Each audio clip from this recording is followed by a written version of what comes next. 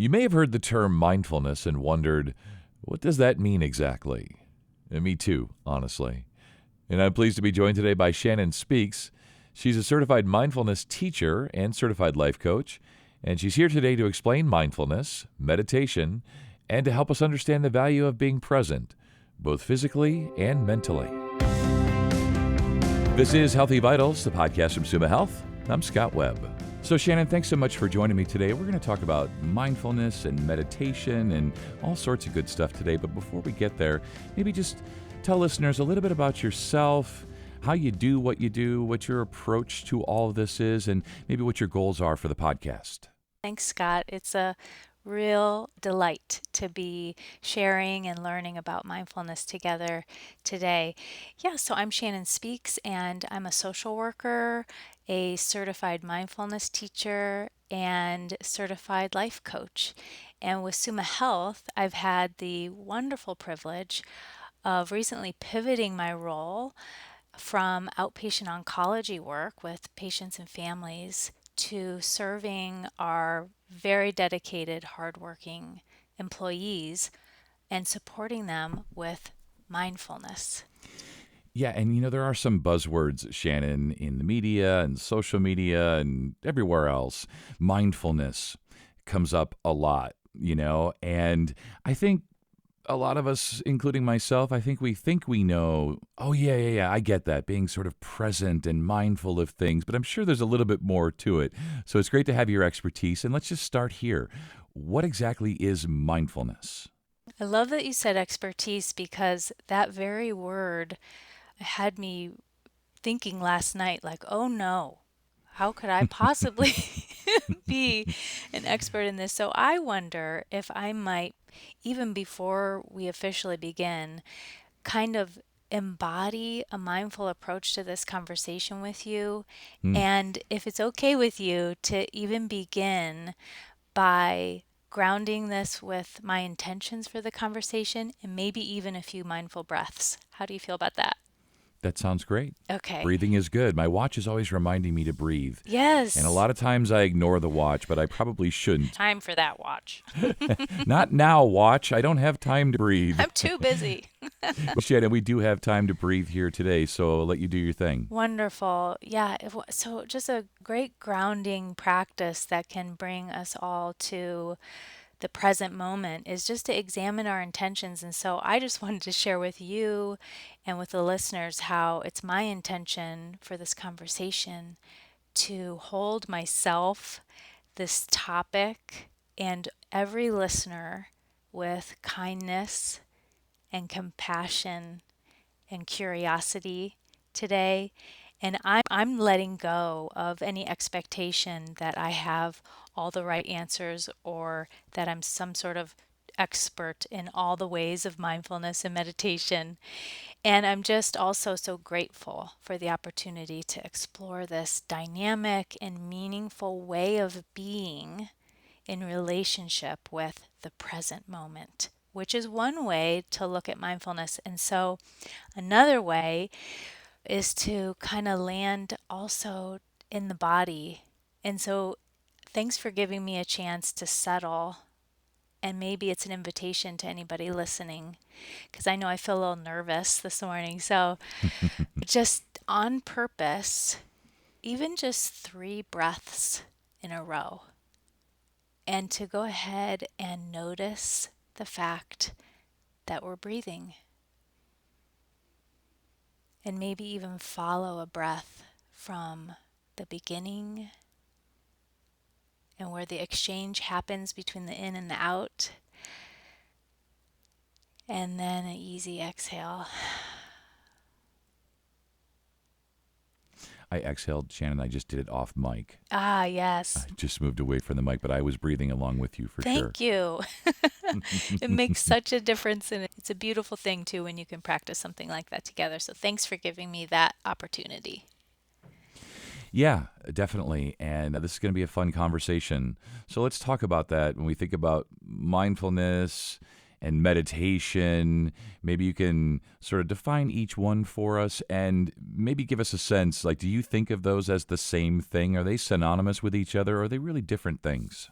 That's a great question. And, you know, defining something as big as mindfulness can be really hard. I'm going to borrow from Dr. John Kabat-Zinn, who took this, what's rooted in Eastern practices, and brought it over here to the West and even brought it into hospital systems. So it's so fun to be talking about this in relationship with Summa Health.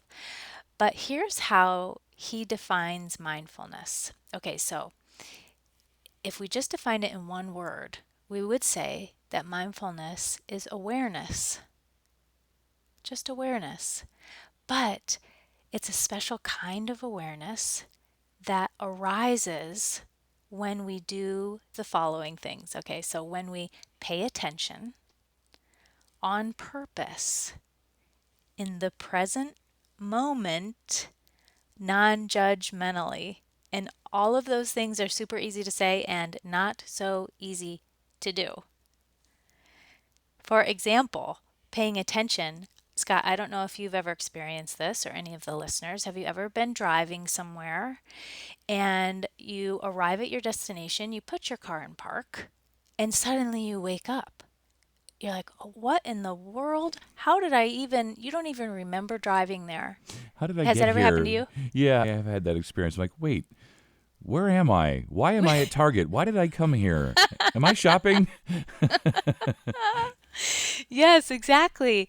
And you just sort of wake up and, there was this whole journey between when you left and when you got there, and you got lost along the way. And we're really accustomed to paying just enough attention to get where we're going, but we tend to lose track of everything that happens in between. And so that's the paying attention on purpose part. And then there's the present moment part. I mean, how often have you ever been in a conversation, maybe even this conversation right now, where you're time traveling at the same time and you're thinking about, oh, I forgot to do that thing. I meant to do this thing from the past, or the thing that's on your plate next. It's like, okay, I better make sure I do that all at the same time. And so when we can pause the time travel and really land right here on purpose in this moment, this one, the one you and I and the listeners are in right now, it's really something else. And then also the last one of judgment, non judgment, it's really just acknowledging that we are judging people. It happens all the time. It's not just like when we think, ooh, that's bad. Judging is also when we think, that's good. Hmm. So when we're bringing mindful attention to the judging mind, it simply means we notice the judge and we try not to judge the judge. Am See I how, judging? Wait, I'm yeah, judging. Should I be judging? Is this positive or negative judging? Totally. yes. Thinking of talking about Target, and one of the things that I do is I sort of peek into other people's carts. And I Oh, think, ooh, that looks good. yes. Salmon, that's a good idea for dinner tonight. Right? Yes, I know. It's easy to do, that's for sure. We're always sort of looking over our shoulder. And so when we notice we're doing that, that's like comparison. Anytime we notice we're doing a comparison, like, oh, I'm comparing. Okay, what's here? And there's so much there. There's so much there. There's so much in the moment that we can explore with curiosity and kindness. Yeah. You had brought up the difference between mindfulness and meditation, and such a great question. As a matter of fact, I'm currently in a course. I love taking courses, and I'm in one right now with Dr. Christopher Willard, who is many things, one of which is a professor at Harvard Medical School, and he's teaching a course on growing up mindful, is what it's called. And it's specifically to help us share mindfulness with children and teenagers, and that's a new skill set for me. So it's been really great, and I'm newly in the class. And so when I thought about this question, I actually reached back out to the class last night because I went in a rabbit hole of like, oh my gosh, what's the real answer here? And how can I share this with the listeners? Because it's such a great question.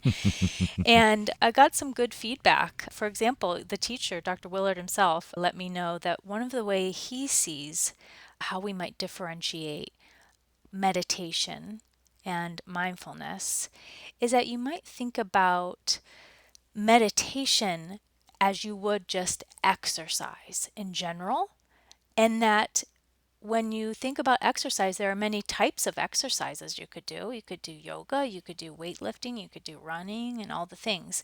And so mindfulness is truly a type and or form of meditation. So there's loads of similarities, but they don't always have to look the same, because for some people, when they hear meditation, they instantly think of a person sitting cross-legged on a cushion, with incense burning, and that could very well be meditation for many people.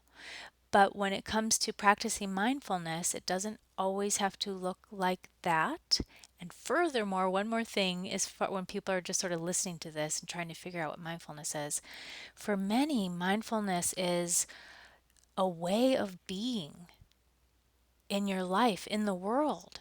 And so, if you think of meditation more as like a formal practice, mindfulness trains us to bring this present moment, non judgment, awareness to our whole life.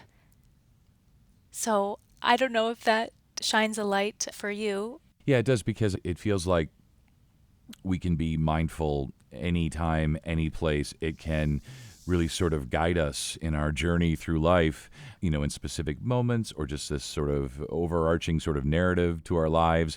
Whereas, as you say, for some, meditation is a sort of a formal thing where they have the blanket and some tea and some music. And yeah, my wife did a lot of that during COVID. She found meditation online and found different things on YouTube and things like that. So she was always sort of snapping at me saying, "Not now, I'm meditating." And I said, "Oh, I'm so sorry."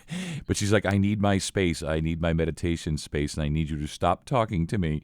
Yeah, so I think I get it, and I'm sure listeners do. And it makes me wonder, Shannon, maybe you can give us some examples of some ways that mindfulness can really help someone.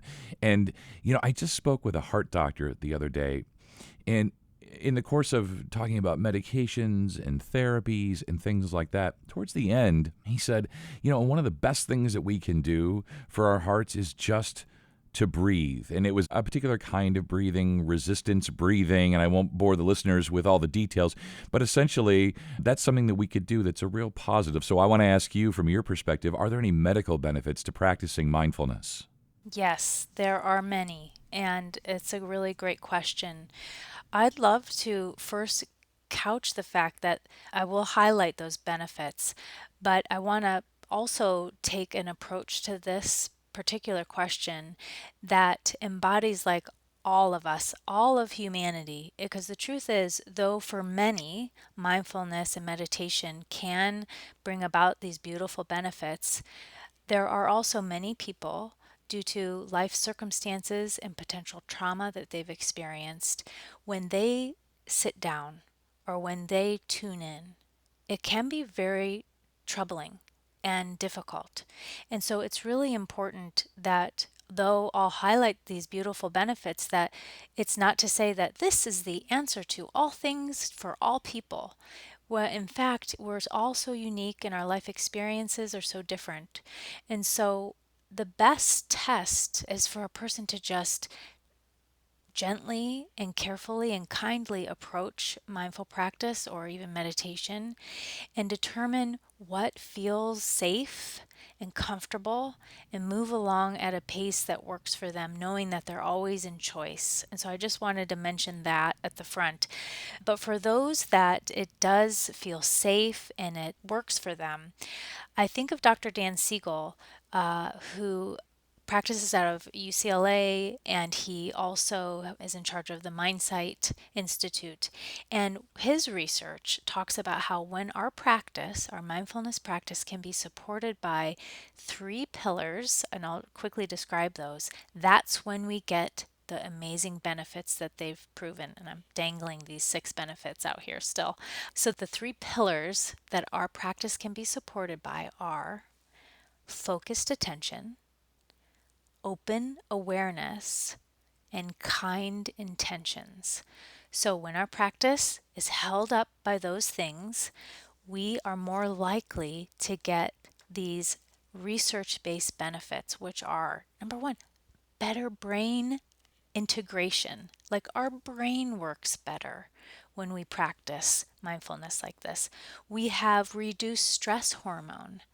And these days, that cortisol, all of the hormones in our body that sends us sort of raging sometimes, mindful practice can kind of bring those down. Even for me this morning, as I was feeling nervous before our conversation, I was probably feeling hyped up inside my body. And so I did some practices which just sort of help settle my molecules a little bit.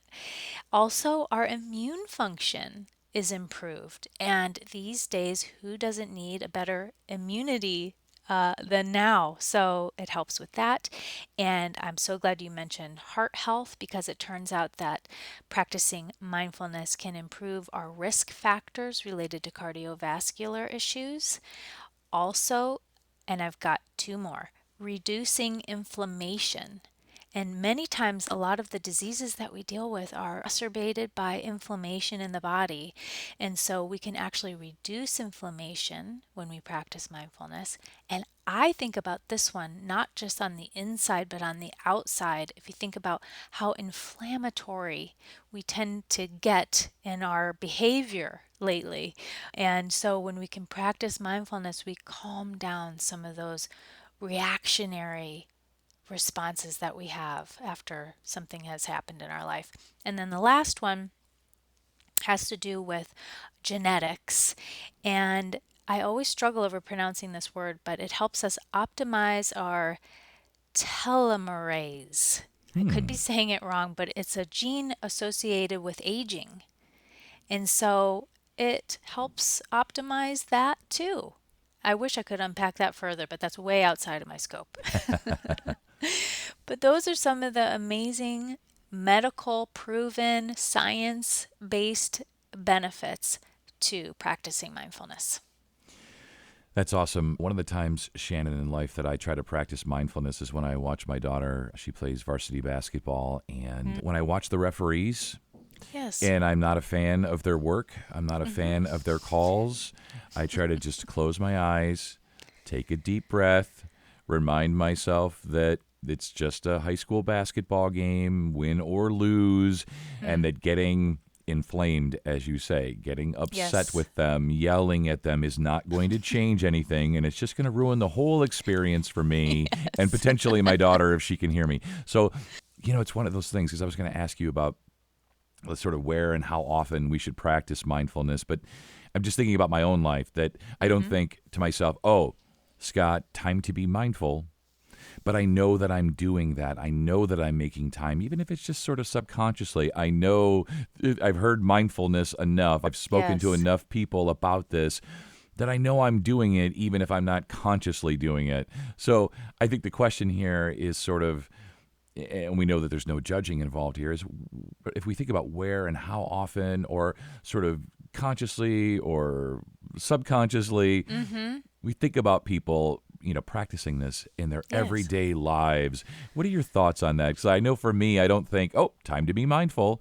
And yet Right. I know that I'm doing that. And maybe that's been your experience too. Yeah, that's a great question. And actually, the best time to practice mindfulness is on purpose and carving out time if you can Okay. when things are a little bit calmer. So, not necessarily when you're sitting in the bleachers at that basketball game. That's when you might go to a default mode sometimes. And so, the more you practice when things are a little calmer, the more likely when you're in those bleachers and the ref makes a call that you don't agree with, Hmm. you might more easily reach for this thing that you're so well practiced at. Yeah. I think about my son when he was little and when he would come home, we'd come in the house and he would automatically take his shoes off. It was just a habit. It was Yeah. just a thing that he practiced over and over again. And then I remember one time we went into a store and going into the store, he just habitually took his shoes off. And so I know he didn't even think about it. And that's the beauty of habits sometimes Right. is I'm that, indoors. Time to take my yep, shoes off. you Yeah. don't even have to think about it. It just happens automatically. But there are things in life that maybe you kind of want to bring in more automatically. And so the automation of reaching for something supportive when you feel activated could be a beautiful practice. And so when we practice when things are calmer, then we can find it faster, or we can, with a little more ease, reach for something that is more helpful. And so that was one thing I wanted to mention. And then also, it's been proven that practicing mindfulness for just a little bit every day, or when you can, is actually better than like saying, okay, well, this week I'm going to carve out a full hour of mindfulness on Saturday morning. Like, more Right. beneficial would be, okay, how about I just on purpose take a few minutes each day? Yeah, that's where I was referencing my watch earlier, Mm-hmm. periodically through the day. And I think you're right that if you make it sort of a task, like a job, and you carve out, a long period of time, most of us probably wouldn't get to it, or we would cut it short and then we would feel bad about ourselves. But if Mm, we just, yeah, as you say, just a few minutes here, a few minutes there, it's all good stuff. And I've really enjoyed this conversation. It's been really lovely and fun. And I think we need to wrap up and be okay. mindful, if you will, of listeners and their time, Yes. Shannon. Yes. So, sort of as we do that and we wrap up here, are there any last thoughts that you'd like to leave listeners with as we wrap up? Do you want to breathe some more, or Mm. go back over mindfulness? This has just been such a helpful conversation, and I'm sure listeners are all, nodding their heads in agreement, but I'll leave it to you. Well, I guess I would love to say a couple things. One is that there are, and I think you had asked this, and I don't know if I answered it, but there are some different types of mindfulness. If you're thinking to yourself, this sounds interesting, but what might Hmm. it look like? And there are different ways I think about it, which is like you might have mindful awareness of your breath, you might have mindful awareness of the body, of your thoughts, of emotions, of activity like mindful eating, mindful walking, mindful listening. Oh, that's a real gift when someone's actually mindfully listening to you. So there are so many options as far as that goes. Sure.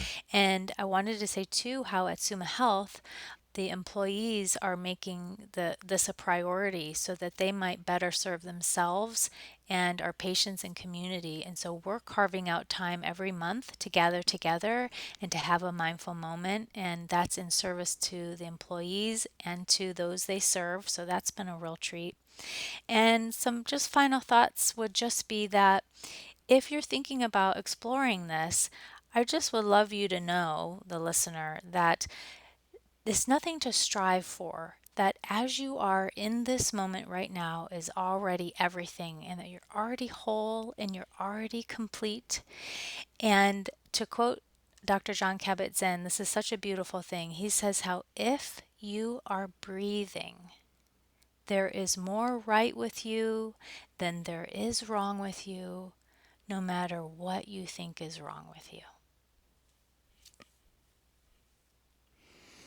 I love it. I sort of drifted off there because I was just sort of closing my eyes and breathing and listening to you, and it was so Mm. peaceful and calm. And I'm doing it. I am right here. I am present. I am mindful. I am breathing. Such good stuff today. This is one of those conversations I feel we could go on for hours, but that would be tough on Totally. listeners. Yeah. Yes, So, yes. Shannon, thank you so much for your time today, your thoughtfulness, your compassion, your expertise. Sorry, I feel like you are an expert, even if you maybe struggle with that concept. Hopefully, we'll speak again in the future. You stay well. Yes. Thank you, Scott, for the opportunity. And to learn more about restorative exercise and mindfulness resources, visit sumahealth.org/integrative medicine. And if you found this podcast to be helpful and informative, please share it on your social channels. And be sure to check out the full podcast library for additional topics of interest. This is Healthy Vitals, a podcast from Suma Health. I'm Scott Webb. Stay well, and we'll talk again next time.